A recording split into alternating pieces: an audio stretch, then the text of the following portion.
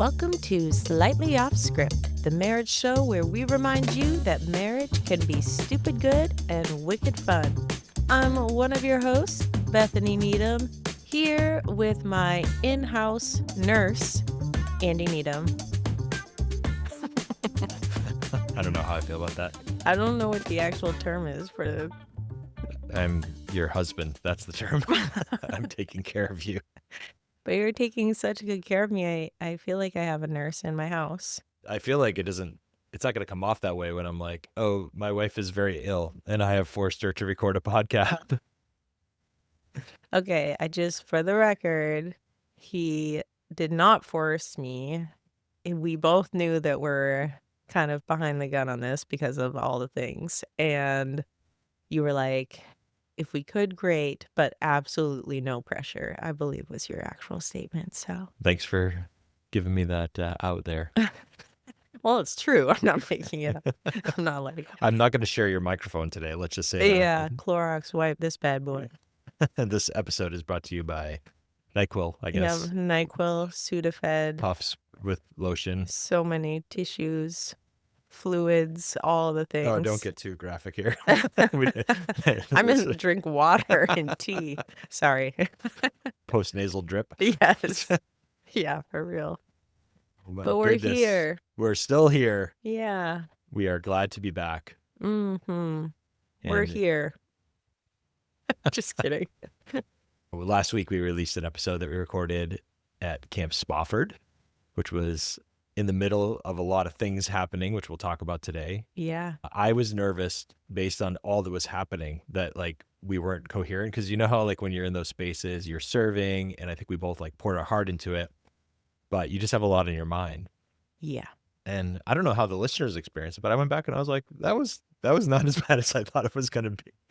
I'm actually glad to hear you say that, because I was thinking about it after, because in the moment there was so much you just couldn't even think about it. But I want to say I had a conversation with a friend very recently where I'm like, I actually feel really bad that event in particular was the first time we'd met, I think, all of those people. Yeah. And that I feel like there's no way we left They were a getting good us first impression. in the middle of like literal crisis. And, oh, gosh. Yeah. So just to recap, I kind of want to do a flyover a little bit. And, again, value of authenticity will be real, but some of these stories aren't ours to share, but a little bit of what's been happening in the last month or so. And then I actually want to go back to, it feels like forever ago, our anniversary, a getaway, which was beautiful. November. I know. And why that was so important. And then we'll kind of walk through some of the things we've been learning in this season, and we'll see how it goes. I'm probably going to miss some things here, but we had someone who's close to our daughter, a friend of hers had a family member pass away.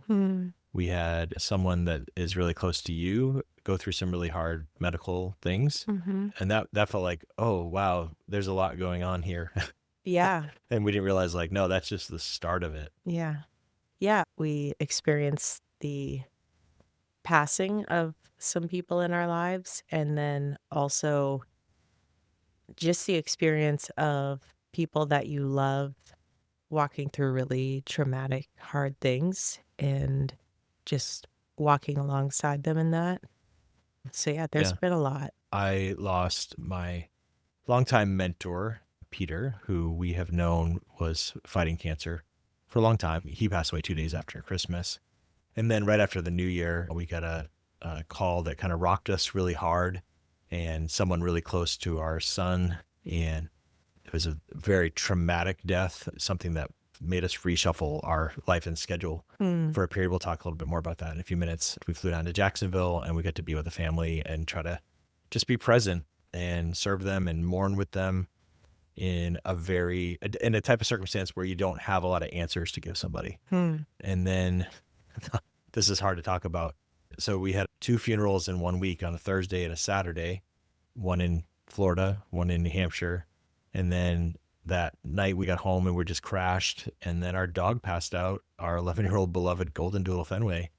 And she lived such a great life. And a couple hours later, we were saying goodbye. I mean, this is not like things we've processed. This is things that are still we're getting ready to record today. And you're like, we used to have to take her leash off because she would have the jingly leash in the background when we would record, and we're still processing all of those things. It's been like a marathon of mourning and like an avalanche of grief. I don't think any one thing that we went through is completely unique to us, Mm. but it was one of those times where I'm like, I feel like this is like a year or maybe 5 years worth of hard things condensed down into like all of it in a month and a lot of it in a week. Mm. And that was just like, it just felt like, I don't know, just crazy. Yeah. So I think it's, at least on my end, I will likely cry and cough at multiple points in this podcast, but it's real. Here we are. It's real. And we have stayed together in it. And I think there's some things that I've been very thankful for. A lot of things, our community, how Mm. we've walked it together in the midst of a time when you don't have a lot of answers and there's a lot of things that don't make sense. So maybe we can dig more into that. I just want to give people a little context for us. And so if you're having a great day and we just brought you down, we're going to give you some hope today, I think. I was going to say, stop this episode Stop and this come back episode. another day. This is real life. And this is what we want to talk about, because marriage doesn't exist in this sort of euphoric, idyllic reality. Our marriages, our relationships, our walk with God exist in the midst of a broken world, in the midst of death. And how we deal with that is how marriage can be stupid good and wicked fun. Even when life is stupid bad and wicked sucky. Print the t-shirts. So but it seems like forever ago, but zoom back right after Thanksgiving, we went away. And we actually shared one story of last week on the live podcast about that. But we get to spend a week in the Caribbean, and we had some incredible days. And it was just, when you've been going so hard, you need to get away. It's hard to get away. I don't know. I just felt so renewed. Yeah. It's almost like kind of a terrible joke in my head now looking back, because I remember at the end of that trip just thinking, man, it's been so long since I felt this rested and refreshed. And I'm like, ha ha ha. Well, the thing is that we've had so many things we can't control.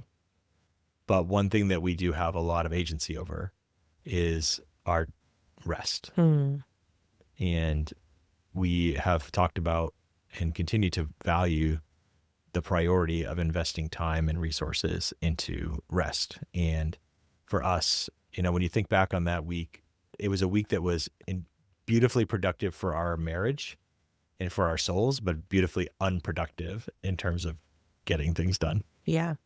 And as much as I joke about it being some sort of cruel joke because of everything that's happened since, I have thought that just unbeknownst to us, how needed that time was going to be for us to rest and reconnect and be at a place that we were together coming out of that to face what we didn't know was coming. Like, I can't imagine not having that time and then walking into what we had to walk through this last month. So yeah, I think the lesson there is that there's never a perfect time to get away and to rest.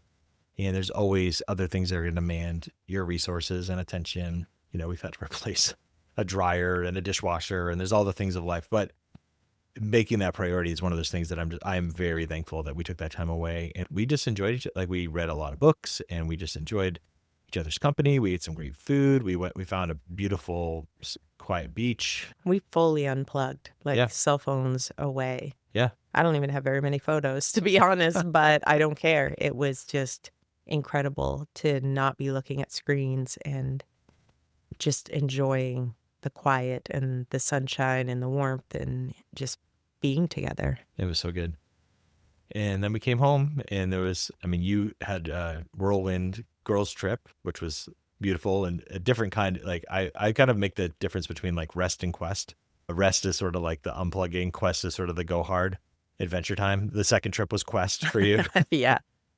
Well, not only that, but it's, this happens so often, I feel like, for people, but I had that experience of at the end of it, you're already tired, right? Because you've had this quest of late nights and everything else.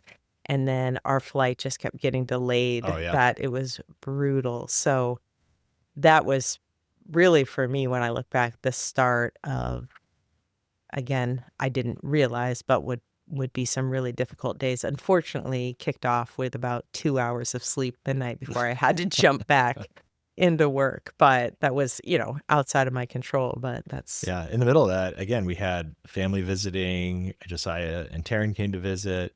We ended up having one of your other brothers come to visit. We had some really sweet moments in the holidays. Like Christmas was really quiet and nice.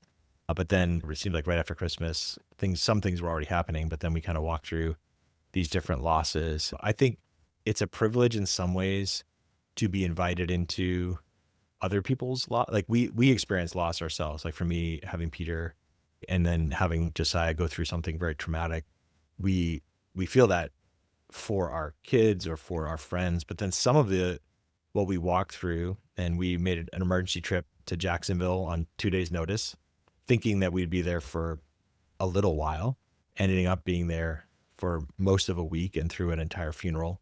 And it was hard, again, because the commitments of life, for me, that was supposed to be sort of my first, like, go at it hard week of the year. Like, pastors are back in the office. Like, let's get these meetings going.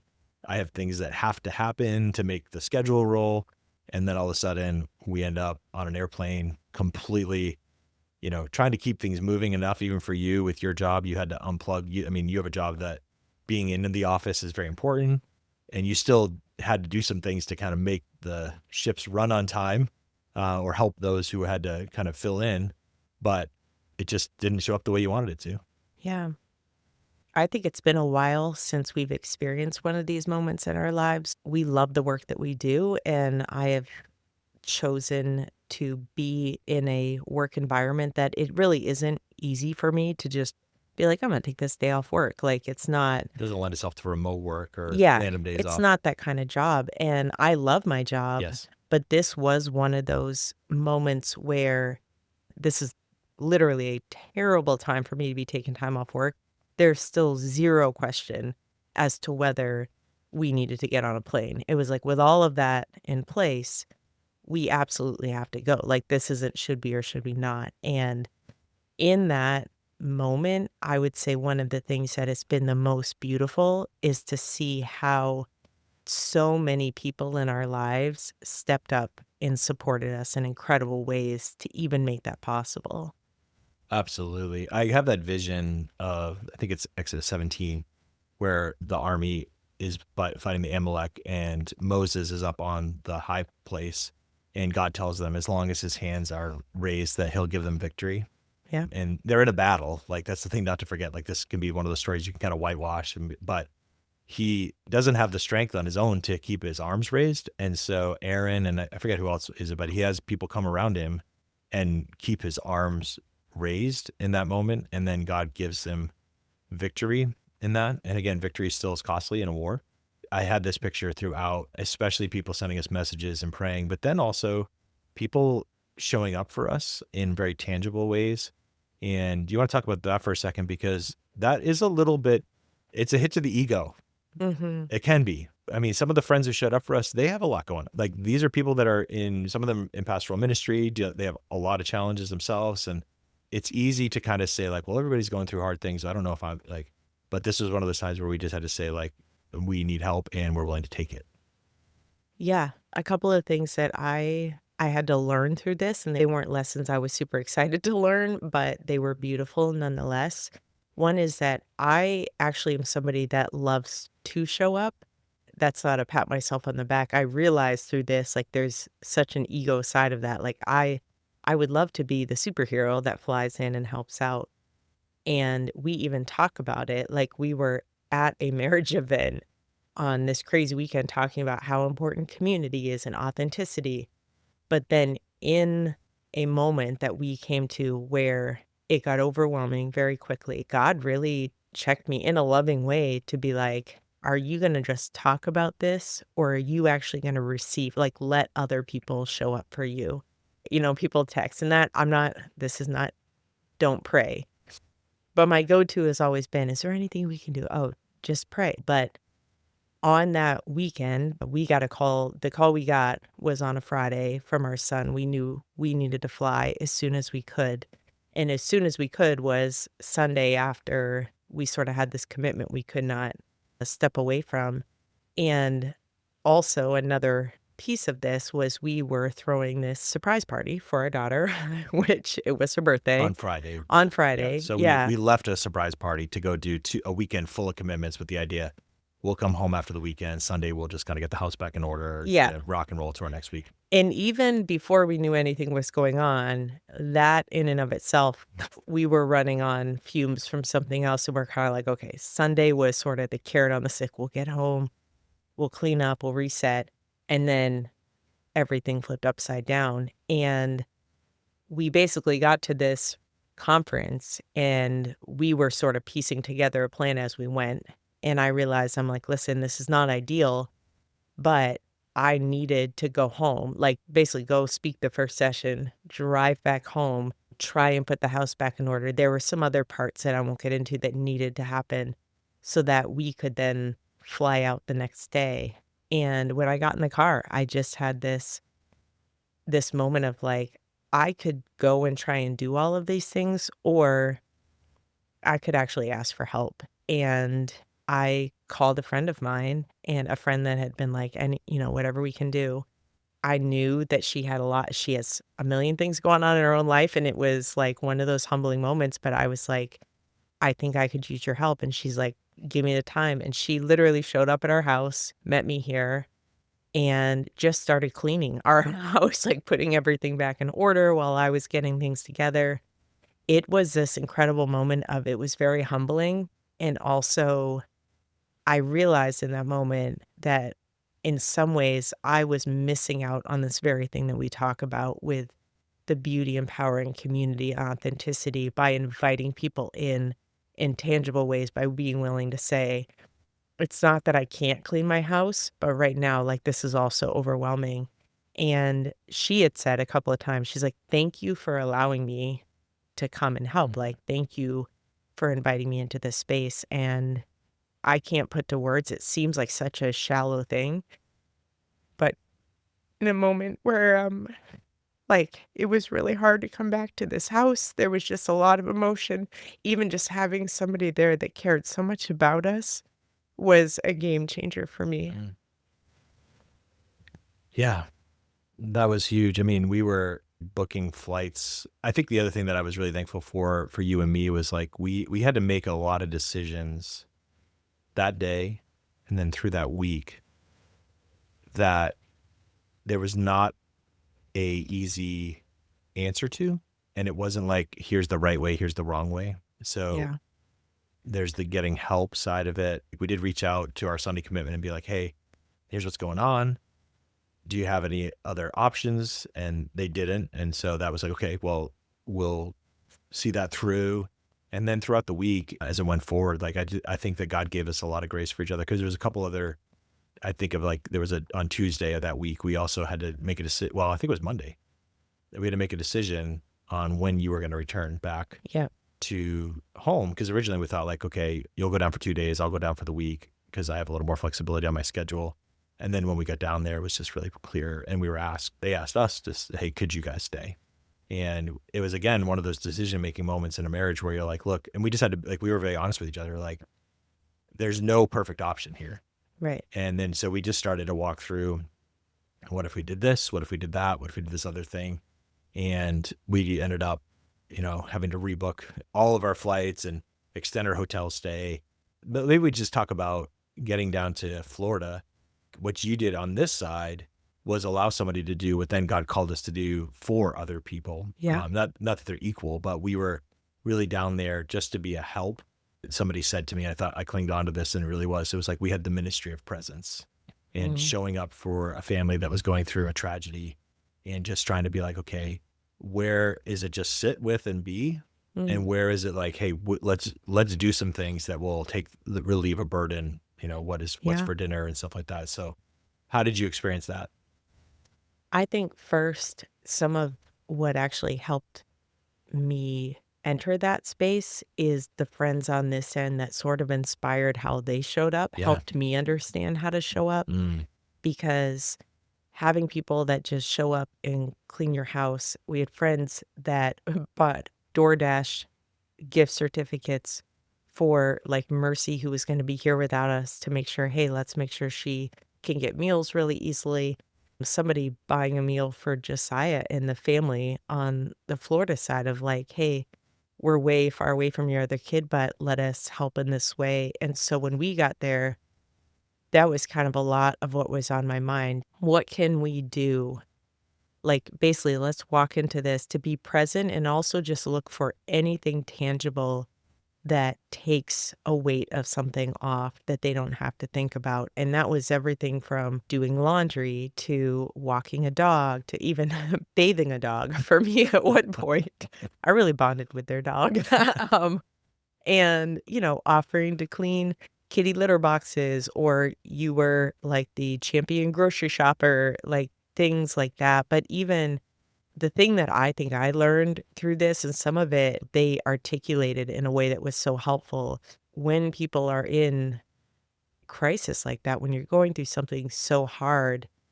I have been this person that's gone and been like, hey, just let me know what you need. And that obviously doesn't come from a bad place. But what I don't think I've always recognized, and they had said, is sometimes when you're in crisis and someone is like, "Just let me know," even just that weight of now they have to figure out what One to more ask decision. for. Yeah. We opted to come in with, and I had a conversation with one of the family members there, just, "Hey, we're gonna show up and just start doing, and if we cross any lines or like, you just tell us, and we'll back off of a certain area, but we're gonna come in with we're just gonna show up and we're gonna do unless you tell us not to." I don't know that I've ever necessarily stepped in with that aggressive of an approach before, but in some ways I learned a lot through it, where sometimes that is the ministry of presence, is just being there and being aware of what is anything that I can do, big or small, that is actually helpful, that doesn't require them to make another decision or to come up with something for me to do. I think that the posture you have to have in that situation, though, and I thought you modeled this really well. I'll just use an example of like getting a meal, is to come with like a posture of, hey, we're happy to take care of dinner. We're thinking about doing this. We're going to do that unless you have a better option. And if we buy all that food and you decide you don't even want to eat it, like that's fine. We're not Yeah. going to be insulted by that either. When you're in that posture of helping, there's a gift that you get. Like you receive, even though you're the giver, you receive like, oh, I'm just glad that I can be helpful. And you just got to really put at the foot of the cross the need to be affirmed. Oh, yeah. And they were very affirming of us. So that's not to say anything else, but um, this was literally a crisis situation, like a point of the amount of decisions that this family had to make in a very short period of time, which were terrible decisions. That to me also just ratchets up the kind of help that you're going to give in that moment. It was sort of like, I don't care, like what it takes. We're Mm. gonna do whatever it takes. And so, like, they wanted us to sing a song at the funeral that we'd never heard before, and in 24 hours, and we're like, we got it. You just Yeah, kind of like, figure it we'll out. figure it out. We got it. So Yeah. don't let that stress them out. And then, I'll never be able to listen to that song again without crying. So I know, ruin that right? song for me. Without giving a lot of the story, I was really proud of the family as a whole, their courage, and Mm. our son, who has a long road to process a lot of the things that he's walked through, but he had a lot of courage in the midst of the actual tragedy, and a lot of courage caring for the family and remembering and being a part of that funeral. So that was a really beautiful Mm. thing. And I'm very proud of him. And I'm also really great. Like our daughter, who is not involved in this at all, and she's really loved having us home. And she's kind of a homebody a little bit when she's here, which we soak up and take advantage of. But we just had a candid conversation with her and be like, look, this is your last week, one of your last weeks home from school. And this is what's going on. And she was like, I got it. And it was good. Well, and again, not going into, there are some parts of the story and things we've walked through that are not our stories to tell, but Mercy was a big part of another crisis that was happening sort of simultaneously. And the way that she stepped up to love somebody by caring for their animal when they need it and just went above and beyond. I felt like as a parent, again, one of those moments where it was a beautiful thing to see her step into. And She got to pet sit for somebody who's going through a hard thing. And I think the cool part of the story, she created the pet on vacation little scrapbook with pictures and the whole thing and gave it to them. And that was really a really incredible, like above and beyond moment. Yeah, just it was awesome to see that, to see her again, because there were so many things going on and everybody kind of pressed into Yeah. different things, and this is I was reminded there were many moments where I'm like, that idea of joy and suffering commingling is Yes. there were moments that were, like, some of the saddest moments I have experienced, and also just incredible joy watching our children step into them and how they showed up and the character and just the beauty of these, they're not children anymore, they're young adults, and um, again, I've said this to people in the midst of this. I wouldn't want this like, it's not something you wish on your kids, but it is this moment where things show up for them in the way that they grow and you see their development that you wouldn't necessarily see if everything was going amazingly. I know you've expressed, and I feel it deeply, a gratitude that we've been able to stay connected in the midst of rhythm and cadences. And it's not like we've had a lot of date nights in the last month here. What do you see? Like I know being grateful for our marriage, and what do you see in that you feel like God has worked and brought us to this place that you've been able to lean on and say like, God, I'm thankful that you've developed that in our marriage. Honestly, the word that has come to mind again and again is communication.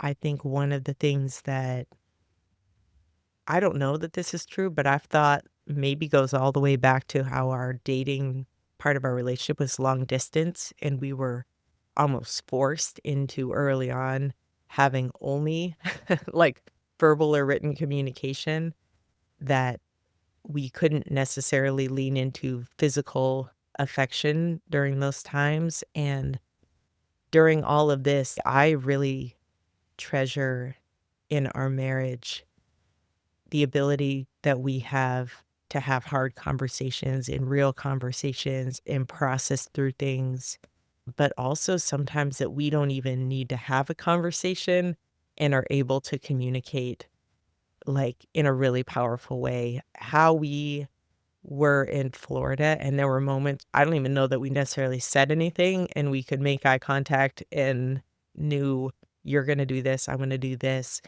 It felt like a kinda teamwork that, again, you're sort of forced into practicing, but it was, like, for me, just an affirmation of the growth that we've had to walk through. And honestly, when emotions are that high and there's high tension there, you kind of have a choice. It would be very easy for us to start sorta going at each other, and instead, we said it a few times this last month, like, we're not firing at each other, like we're in the foxhole together and coming at it from that perspective of, listen, this is really hard. This is not ideal. To be frank, like this is not going to be the best month of intimacy and date nights and we got all this stuff going Well, on. I figure between the cruise and the last month, we're about on our average. So Fair enough.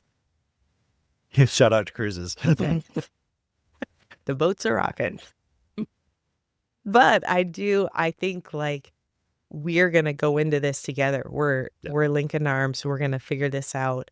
And both of us, I think we have shared moments where either we're both crying together or one of us is supporting the other, but just, yeah, not letting go. Yeah. It's funny the little situations. Like I think right from the beginning, I remember being at Camp Spofford and we're making the decision that you're going to drive home and kind of get the house in order. And I'm going to take care of booking and it was one of those moments where we're at a marriage retreat and there's an expectation. You don't just go speak at an event and then hide in your room the whole Yeah, day. Like you need to show up and and like, I like doing that with you. I'm not a huge fan of like, let me go socialize with all these strangers by myself at a marriage retreat. right. And, that was such a little thing. But for me, I had to die to self in that expectation and be like, you know what? That is not the most important thing. And I can, and even for myself, being careful, like, okay, what am I actually, I need to show up to the meals. I need to talk to people. I need to get around that.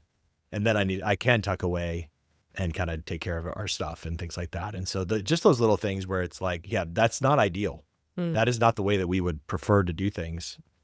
And for you having to spend a couple hours in the car, that's not ideal. And yet we were like, okay, we're just gonna lean in on this and just make it happen. Even if you think about the perspective and releasing other people's, that was a big one for me that day because we were at a marriage event. Like, we're here talking through marriage values. I know, like, I feel this. We are just like, we're on the struggle bus here. We got a Yeah. lot going on. And then to add to that, like, I'm questioning how we're showing up speaking, like, oh, this doesn't feel like we're in our groove. And then what are people going to think that as soon as the session's over, I take off in the car and you're here and then I don't show up till the last session is kind of releasing what other people think of our marriage is actually not the most important thing right now. Like, we need to stay on the same Yeah, page. we can be performative Yeah. and like try to present this image of our marriage, or we can actually do the things that are most important for us to do for our marriage Yeah. in this moment. And, still not ignoring we still showed up at the sessions. I still went to meals, met with people. Yeah. We're not ignoring the responsibilities, but we're also not putting sort of that legalistic extra layer of expectation on it. Right. I think being candid with people, we were candid with the people there. I just think of all the things that are not ideal, like missing work, not in your own bed, spending money that you didn't plan on spending on things that you didn't want to spend them on, all that kind of stuff. But it was the right thing to do. Yeah. And then on the flight home, we're exhausted. I'm literally writing my friend Peter's remembrance that I'm going to share the next day and finishing that work. And I get home and I realize I left my laptop on the airplane and I still don't have it. Fortunately, the things were backed up in the cloud, so I was able to figure that Yeah. out. But then the Saturday, it was two very different funerals for a lot of reasons, but to remember Peter's life, I think there were 300, 400 people there. I'm not sure, but it was packed. Yeah. It was fun to see all of our old friends that we could pick up with quickly. And, there was definitely a bittersweet element to that day of remembrance, Mm. but it was also very much at Peter's request.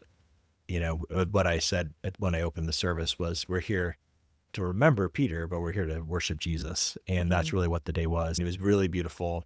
The remembrances were great. And yeah, what stood out from you in that day? I think some of it was, again, I've already used this term, but just that kind of commingling of joy and suffering. It was incredibly sad in terms of just the loss of, from our perspective, he had many years ahead. Like, it feels like we lost him too soon. But then there's this beautiful picture of the full life that he lived in the years that he was here. And you hear these people talk about just the impact that he had. And he is one of those people. It sounds cheesy to say, but you're like, man, he impacted so many people more than some people do with 90 years or more. And so kind of walking through that, it was probably for me, just the emotional exhaustion I was going in with, it felt a little overwhelming because we were seeing a lot of people that we have not seen in years and years. And that was wild. It was like just this massive reunion. And everybody's like, how are things going for you? We're like, well, I know. yeah, And then you're balancing, like, we had just come from everything with Florida and the other things that have been going on. but that's not the most important thing. Yeah, for but that you're day. like, that's not what matters today. It was a powerful day and just a beautiful reminder of a life lived for Jesus and the ripple effect that you don't even necessarily recognize.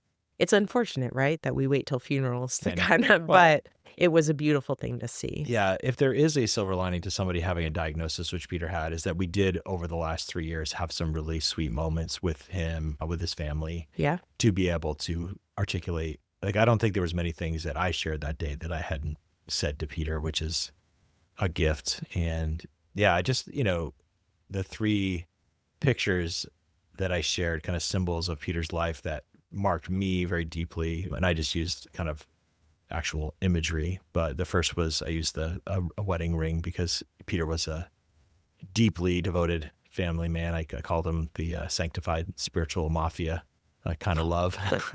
We made some jokes about that, but he's an Italian guy. And didn't one of his family members say, how did you know Like, I want a name. Yeah.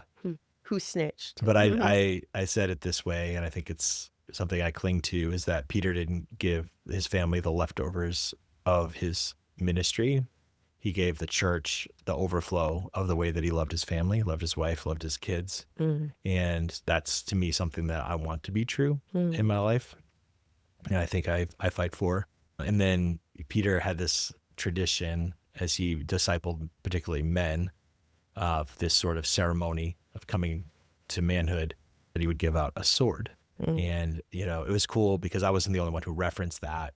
Somebody asked how many of you received a sword or were discipled by Peter, and the number of hands that went up in that room was really, really powerful. And then the last one was, Peter carved for me a shepherd's staff. And I think of him as a pastor, and his example in ministry in the way that he cared for people in his preaching and his teaching, but also off the platform. The way I summarized his legacy is Peter made disciples. That was mm, what he did. And I get to be one of those and get to carry forward his legacy. I love his family very, very deeply. And we made a commitment that we're going to get together in a better circumstance. And those are the kinds of friends that you don't have to see every day or week, but you can pick up with and connect with deeply and laugh with mm. heartily. I'm really grateful that we got to be a part of that day. Yeah, and we drove home from that day and we were like, this has been so much. I believe I said on our way home, I was like, I'm just stating it now that I'm going to have a very unproductive rest of the weekend. Like, I just was like, I need to nap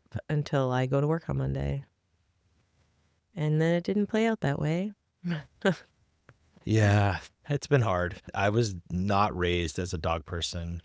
11 years ago, my 9-year-old little girl wore me down, Mm-hmm. and you did all kinds of research and wore me down. And we got this little puppy, and I thought it was cute but annoying. And 11, She was for a bit. yeah, puppies Cute are. but annoying. That's a puppy in a nutshell.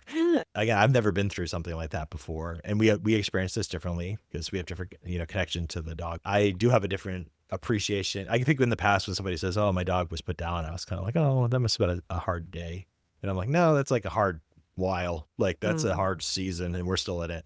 And all the little things. I remember the next morning, like I was making breakfast, and there was no dog standing next to me. And for you showing up home from work and not having the dog there to greet you, like these are hard things. And obviously a dog is not a human, but it just represents a whole season of our lives from when our kids were 9 and 11, and something that's just been present and there and a companion.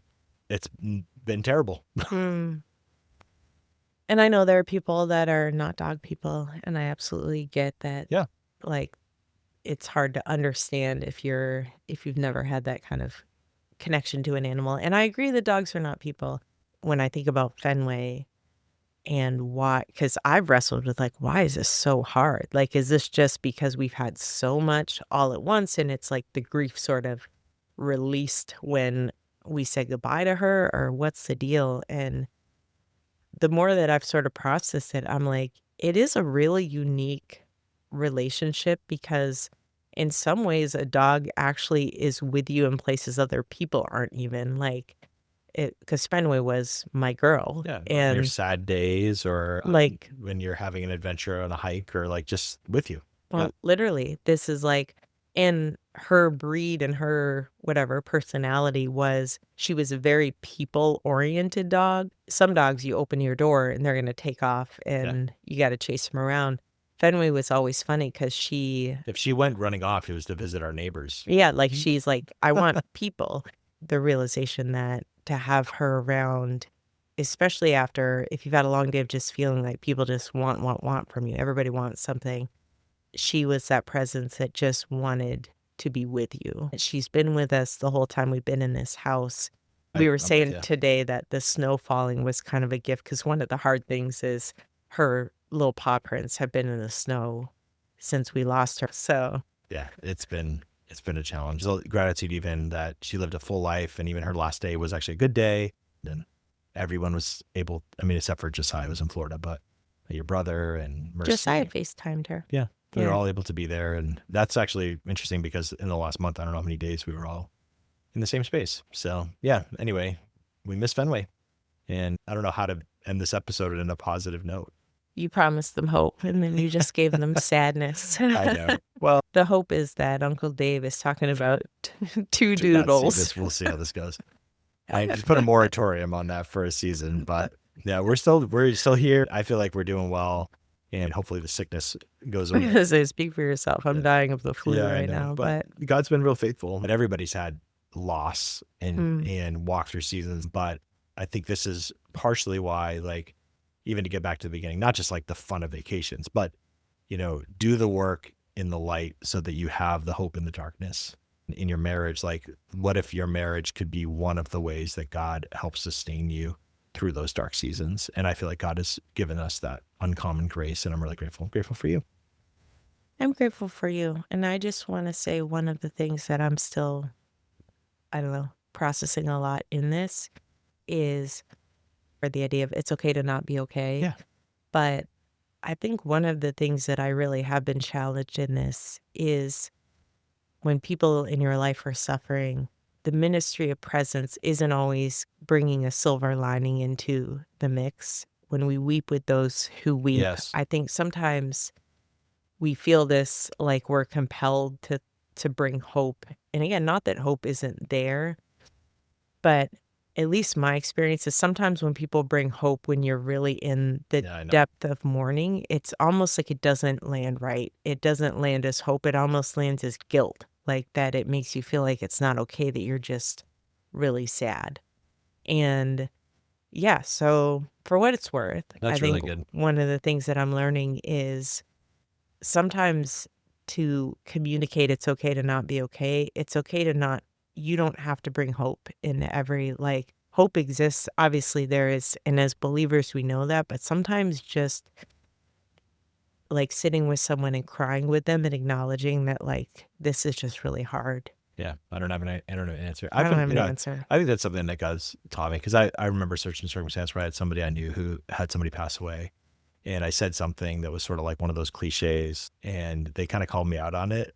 And I was like, ooh, that was dumb to say. And I actually apologized for it, because it was, and I think that's one of the things that God has kind of helped me sometimes by doing it the wrong way to understand is, like, you don't need to give cliches. Like you said, commingle joy and sorrow, and not have to like rush to a happy ending.